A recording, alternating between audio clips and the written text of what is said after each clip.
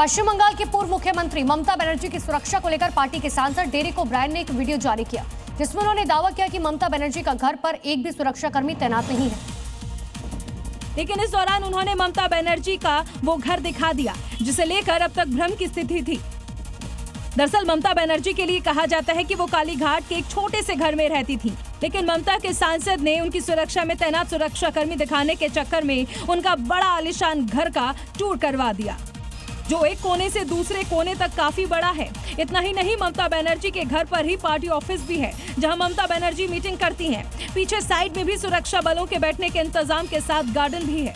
पश्चिम बंगाल के दिनहाटा में उस वक्त बवाल मच गया जब वहां बंगाल के पूर्व मंत्री और टीएमसी नेता को एक केस में पेशी के लिए कोर्ट लाया गया, लेकिन इस दौरान उन पर लोगों ने अंडे और खाली बोतल से हमला कर दिया।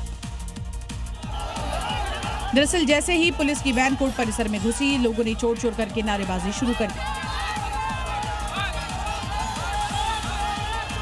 वहीं पुलिस पूरी सुरक्षा के बीच वैन को कोर्ट के गेट तक लेकर आई, ताकि टीएमसी के नेता को लोगों के गुस्से का सामना नहीं करना पड़े। लेकिन बावजूद इसके लोगों ने यहां अंडा फेंका।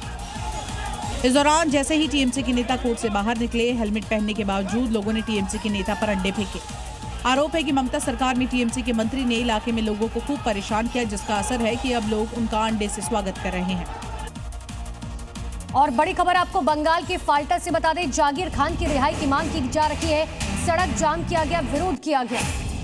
गिरफ्तार लोगों की संख्या बढ़कर 16 हो गई। जहांगीर खान की पत्नी के खिलाफ भी अब मामला दर्ज किया गया है, लेकिन बड़ी बात यह है कि जहांगीर खान की रिहाई के लिए लोग सड़क पर प्रदर्शन कर रहे हैं और ये कह रहे हैं कि जल्द से जल्द जहांगीर खान की रिहाई होनी चाहिए।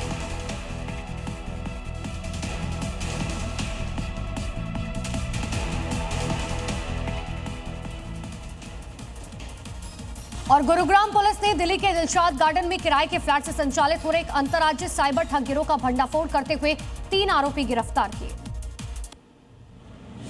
ये गिरोह दिल्ली के पॉश इलाके दिलशाद गार्डन में किराए का फ्लैट लेकर पूरे देश में ठगी का जाल चला रहा था।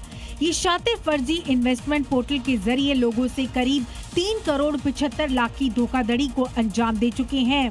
आरोपियों की पहचान कर ली गई है। पुलिस जांच में सामने आया है कि फतेहाबाद का रहने वाला पवन पूर्व में दुबई में रह चुका है। आशंका जताई जा रही है कि उसने वहीं से ये साइबर अपराध के अंतर्राष्ट्रीय तौर तरीके सीखे और भारत लौटकर गिरोह को खड़ा किया। क्राइम ब्रांच ने आरोपियों के ठिकानों पर छापेमारी करके भारी मात्रा में संदिग्ध सामग्री और गैजेट्स बरामद किए हैं।